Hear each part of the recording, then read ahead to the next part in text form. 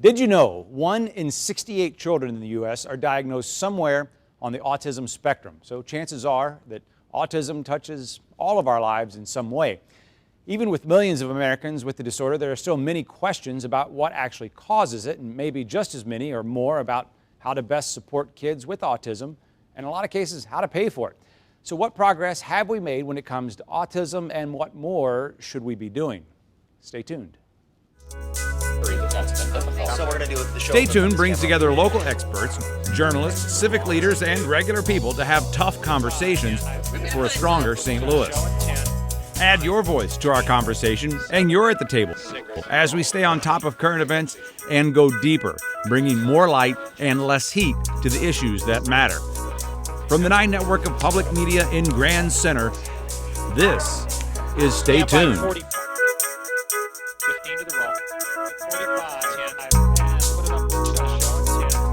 Okay, we have a wide range of guests in the studio tonight, but we are starting with Dr. Natasha Maris with Washington University. She's a child psychiatrist at St. Louis Children's Hospital. To get us off on the right foot with this conversation, help me understand, I just want to make sure we all know what we're talking about here, because autism spectrum, as the name says, implies there is a lot on this range. Help me understand what autism even means anymore. Sure. So autism spectrum disorders are neurodevelopmental conditions. This means that they arise from a disruption in brain development that occurs early in life. There are 2 major symptom categories that characterize autism spectrum disorders. One of those being social communication difficulties. So this means that a child with autism spectrum disorder will have difficulty with social give and take, following nonverbal cues or using those cues correctly themselves, or showing interest in relationships or maintaining relationships. The other symptom domain is what's called restricted repetitive behaviors. And so what this includes are behaviors in which somebody tends to fixate on something repetitively in a way that's very maladaptive and extreme, or they have very limited interests, or they have certain mannerisms. These can be motor mannerisms like hand flapping or repetitive patterns of speech. And the combination of these 2 symptom clusters above a certain level in an individual basically goes along with a lot of problems in day-to-day living and function, because if one can't relate socially to the people in their lives, that becomes a big problem. And at the same time, focusing on only a certain part of your world limits your opportunity to learn from everything that's going on around you. Is Asperger's on the spectrum, or is that something? Is that a whole different show? Oh, yes, the spectrum question. So that kind of speaks to that. So when we talk about a spectrum, what we mean is that there is a range of kind of individualized appearances that can fall under those symptom categories I told you about, and they have a range of severity. Asperger's is a term that technically is not in our diagnostic manual, the DSM, that's the psychiatric manual that we use. It's not there anymore, but in terms of what it was, meaning a certain variation, a certain high functioning type of spectrum condition, it does still exist, and certainly many people are very attached to the term. So it's there, but technically not in the manual. That's anymore. good to know. I appreciate you explaining that. Okay, I said off the top, 1 in 68. I remember commercials running when it was 1 in 50, or 1 in 150, and that seemed like a lot, and that wasn't that long ago. 1 in 68. Accurate, yes? So those are the latest numbers from the CDC report in 2014. Does that mean it's getting worse if it's a higher diagnosis rate? So it certainly means that it's becoming more recognized as more common. There's a lot of debate surrounding, is it really more prevalent? Are these symptom clusters and this developmental condition occurring more, or is it that it's being recognized more? There is a lot of research to support that one of the big factors in the increase is recognition.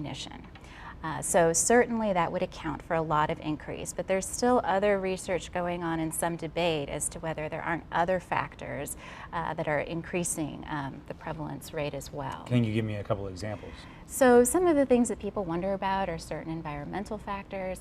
Most of the factors that we believe contribute to autism are thought to be genetic, but we still have a lot to learn about environmental contributions to the syndrome as well. So that's one big topic of research. research right now. Well, maybe this would be a good time to get one thing out of the way, because we had someone weighing in on social media this week as we were getting ready for the show and talking to folks about it.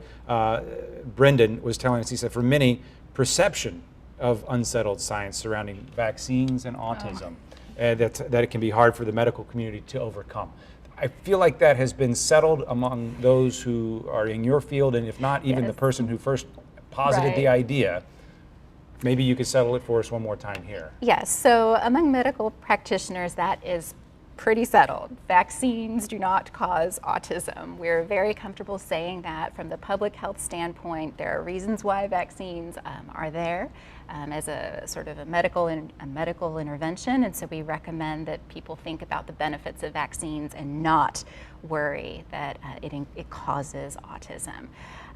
It is unfortunate that the controversy has been around for so long. Many of the authors on that original paper have retracted their position, and the research, the prevailing research, has basically shown that that finding just doesn't hold up again and again. This is something I might be able to, perhaps we'll ask the rest of the folks as well, but just help me kind of with my language. I kind of feel like sometimes I'm trying to do like verbal gymnastics because I don't want to say the wrong thing around this. Sure. Is there a preferred way that it maybe is better to talk about this when it's a child with autism? Are you referring to people first type language? Yeah, some of that there. And well, I guess what made me think of it was when you said Asperger's is not something we even use anymore. So I guess I've heard different things about that, honestly. So what we generally, often I will not try to label somebody as an autistic person. I will generally use with and then autism. However, there are some people who are very proud of who they are and don't feel the need to try to euphemize it in any way. And so usually I look to people as individuals and see what they prefer. But in general... Not a novel approach. Well, like in general, the safer approach would generally be to start with people first and then kind of see how the person reacts and go from there. Okay, so last question. What are we doing in the world of autism research? Are we searching for a cure? Are we close? Or is there such thing as a cure? You laughed, so I'm excited to hear what you have to say. Well, there's autism is something that the public has definitely championed, scientists have definitely championed, and these range in a wide variety of fields: genetics, neuroscience, epidemiology, public health services. So there's a lot going on. I do think the field has made a lot of progress in terms of looking at genetic factors and understanding the genetic structure of autism spectrum disorder. That's a big area of advance, and understanding parts of the brain that are implicated and related in autism disorder. We've made some good progress there as well. The big challenges that I hear a lot about, especially from folks in the community, have to do with access to services. You mentioned things about who pays for the special supports that individuals and families affected with autism spectrum disorder need. That's a huge question, but also a big question is what supports are out there, which ones work, and which ones work at different stages of the lifespan. Because that whole point about it being a neurodevelopmental condition is a big deal. The disorder sort of evolves, or the condition evolves over time, and there are different challenges that come and go with it. And so figuring out how to help people deal with those challenges, adapt, and maintain their individuality at the same time. These are all really, really important questions for quality of life and having people have a positive outcome. We should talk more about that. Yeah. Let's do that in just a second. But first, there is a study, nationwide study going on, looking at genetics, as you mentioned, and one of the research hubs for this study is right here in Missouri at the University of Missouri-Columbia. Our producer, Justin Hartman, spoke with the coordinator and talked to them about what they are hoping to accomplish, but also how people in the St. Louis area can participate in this study at Mizzou. We're joined by Amanda Shockley, the SPARK study coordinator at the University of Missouri Thompson Center for Autism Research and Neurodevelopmental Disorders at the University of Missouri-Columbia. Amanda, thanks for joining us. So tell me a little bit about the SPARK study. SPARK is a national genetic study that's funded by the Simons Foundation Autism Research Initiative. The Thompson Center is one of more than 20 sites, so hospitals, research institutions, universities that are working together on Spark to recruit families into the study. The Thompson Center is actually one of very few sites in the Midwest and the only site in Missouri to be a part of Spark. And our role is that, like I said, we're hoping to enroll lots of families in the study. So we're actually working towards a goal of 50,000 individuals with autism and their family members. If we reach that goal, then Spark will become the largest autism study to date.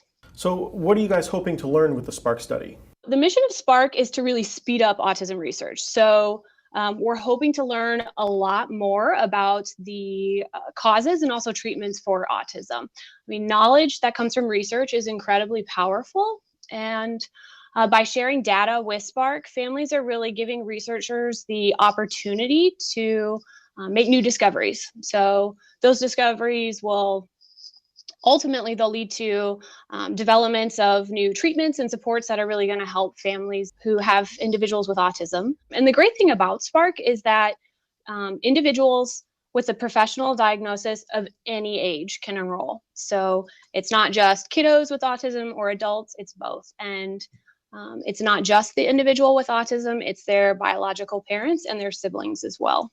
In Columbia right now, you guys are participating in the study, but we're here in St. Louis. How can our viewers here in St. Louis get involved in the study? The great thing about Spark is that participation is super easy. Families register online, they create an account just like they would for anything else. They answer some questionnaires, and then the genetics portion comes into play where Spark will actually send saliva collection kits to their home so they can complete them there, send them back to Spark. So it makes it super easy for families to participate from everywhere. And like the Thompson Center, we're super excited to be able to offer the opportunity to participate to our families that we see here. But going beyond that, we're really hoping that families all throughout the state of Missouri and the Midwest, the area as a whole, will get really excited about being part of the study and get involved and register, since, it's online, so they can do it from anywhere.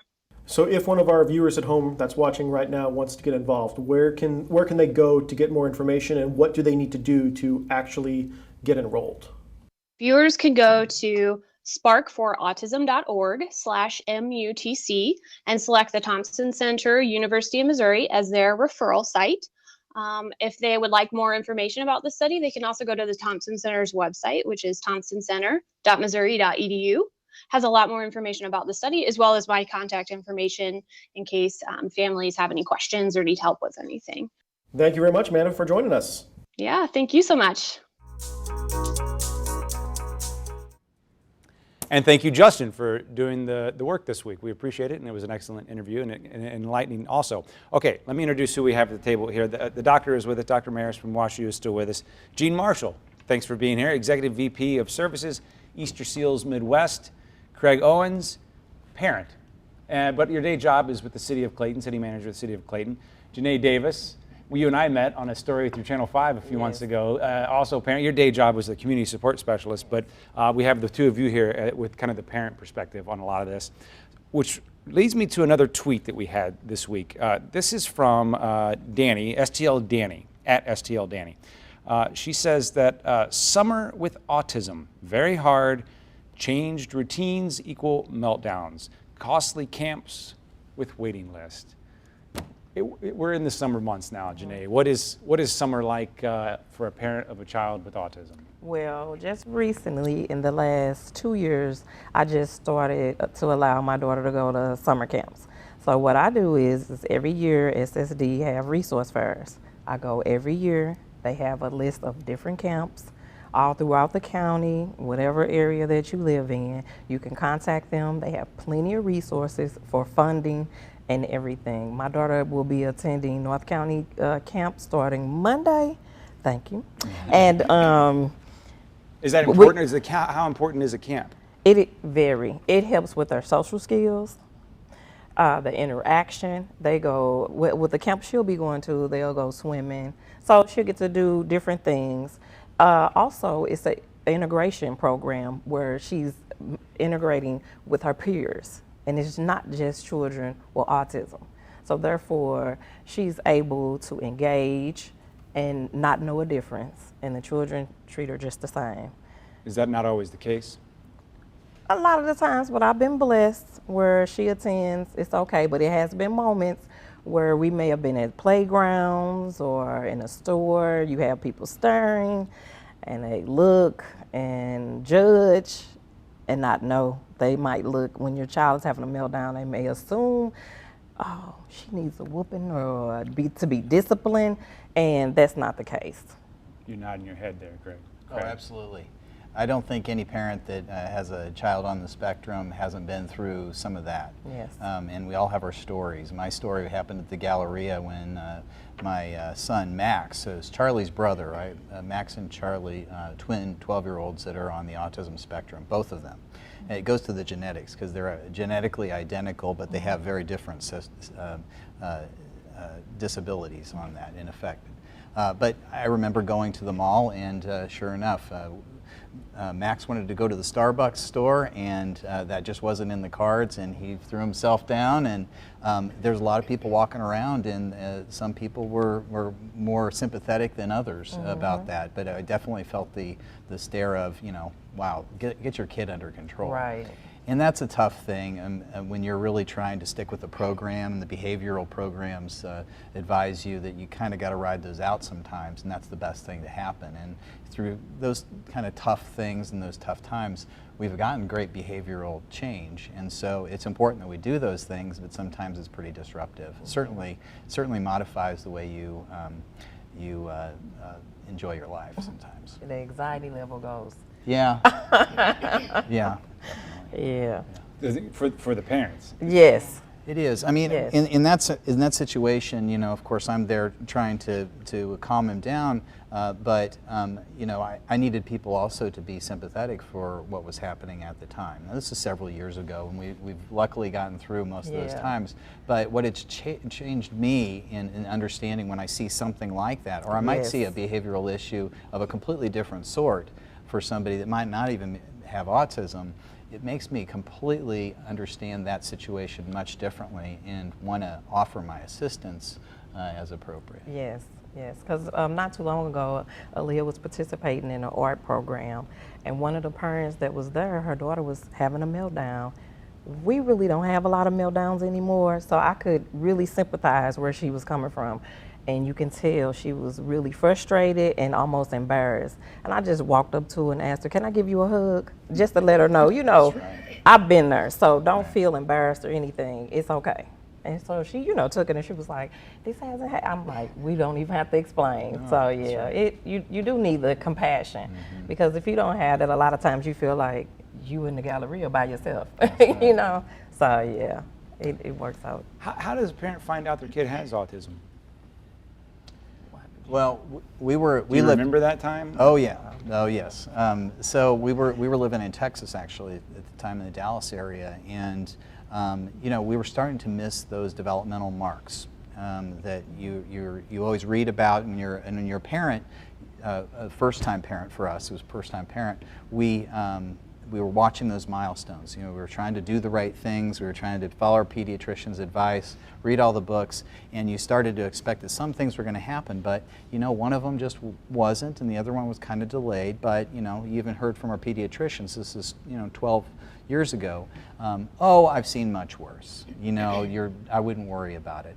Well, you have to kind of go through that and trust your instincts, and we did get some evaluations, and luckily we did get some service identification and got a full medical evaluation by a specialist, but the waiting list even then to see the specialist that would give us the diagnosis were pretty long, and so it's not always easy. It's much easier now, I think, but it's not always easy to get the medical community to say this is what it is. I totally agree.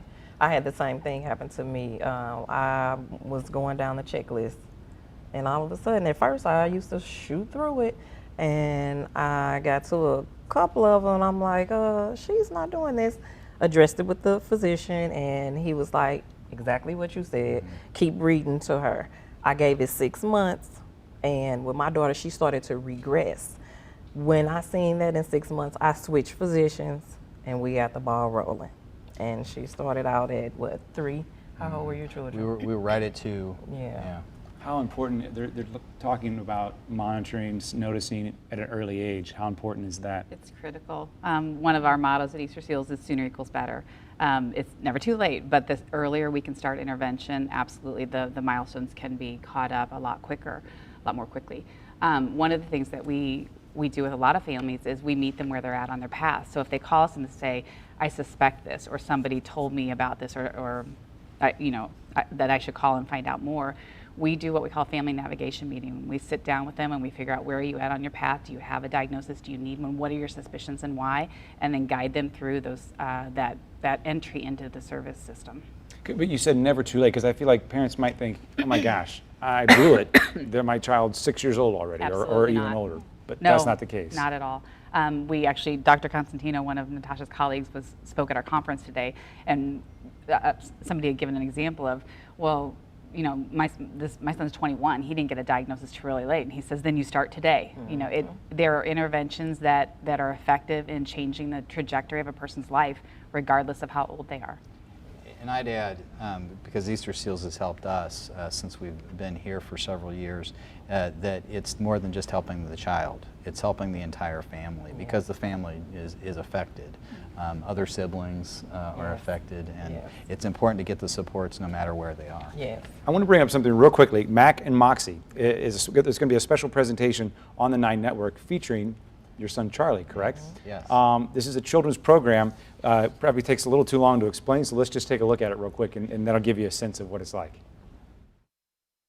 Now then, for this mission, you'll need help from a trooper.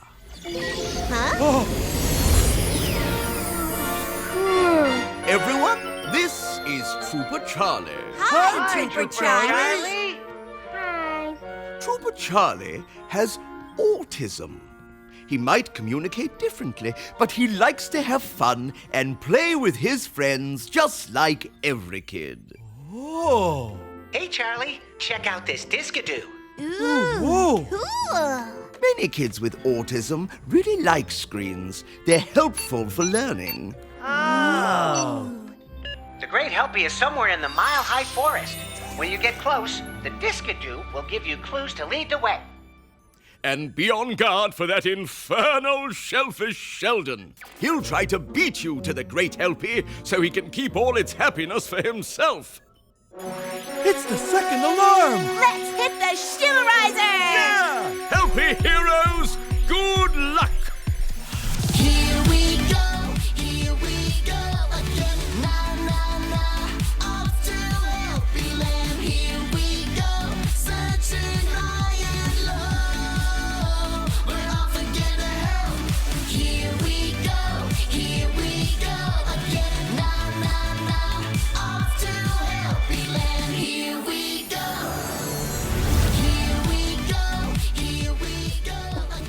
Craig is grinning ear to ear. Everyone's smiling. That is fantastic. Okay, this is a special presentation of A Spectrum of Possibilities featuring Charlie Owens, Saturday and Sunday, June 25th and 26th at 9 a.m.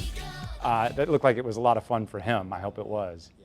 He's always said he wanted to be a movie maker for years, and this was a dream come true to go to Hollywood and see the behind the scenes of everything that's done. And maybe maybe the message there is like not putting limitations on those dreams. Is that right? Does that sound like something that resonates with you guys both as parents? Yes. That's always been our motto, has been let's give it a try. And I think that's how we expect and hope that they'll live their lives, is give it a try. And we hope that there is a great career for Charlie in the movie business if that's what he wants to do. Who knows, maybe he'll be on Stay Tuned, behind the scenes on Stay Tuned someday. Right. But we've always really, like all parents, we want great things for them. And autism doesn't have to limit that at all. There's supports and different things that may be needed for any kid and any person, but that shouldn't limit there. Not at all. But you're sitting here now. Was there a time when you could see yourself with all of this knowledge, or was it a little overwhelming in the beginning? It was so overwhelming. Where, like, at first, I started out where my daughter, I always get emotional when I talk, but she could not speak. She could not say mom. She could not say dad. She could not say anything. But today, I can tell you, she can read. She say mom. She can cook. If she needs to get in the house, She knows the alarm. We make sure, even though we don't allow her to just utilize the alarm, we teach her those things regardless. So I always want parents to know there is hope, and just make sure that you do all that you can do for your child. And I'm telling you, like I said, she could not talk. I would never know. I wouldn't have ever thought that I would be where we at now, reading to me and not going to bed. So it's a blessing. And so it's not a curse. It's nothing to be ashamed of. It's a blessing. Doctor, we have just about a minute left, or Jean, either of you. No, go ahead. We had talked earlier in the lobby about the parent yeah. training experience and how that just changed. It did. It sounds like this Yeah. might be, we have about 60 seconds or less, that a lot of parents, this is something a lot of parents maybe need to hear, the success. Yes, no, I mean, I heard several great things. One, I mean, the fact that you're going for inclusion and seeing autism as not a curse, like you said, but something where you just figure out how to unlock the Yes. potential of the person. It requires a little effort, a little extra toughness in challenging situations where others may be looking at you. But if you can do that, I mean, then the world is open again, and there's And I hope. think it takes a community too. Yeah. The supports of people that don't know you well, Yeah. that include you in the play groups, that include you in all the activities in the schools. That also makes a big difference. Yes. That's who helps you the most. Believe it or not, it really is not your family, because I don't have a lot of support with my family, but the support outside of the family is what bring you through. All right, we'll leave it there. Thank you all for your time. I appreciate one more reminder, Mac and Moxie, Saturday and Sunday, the 25th and 26th at 9 a.m., a special presentation. Thank you, guys.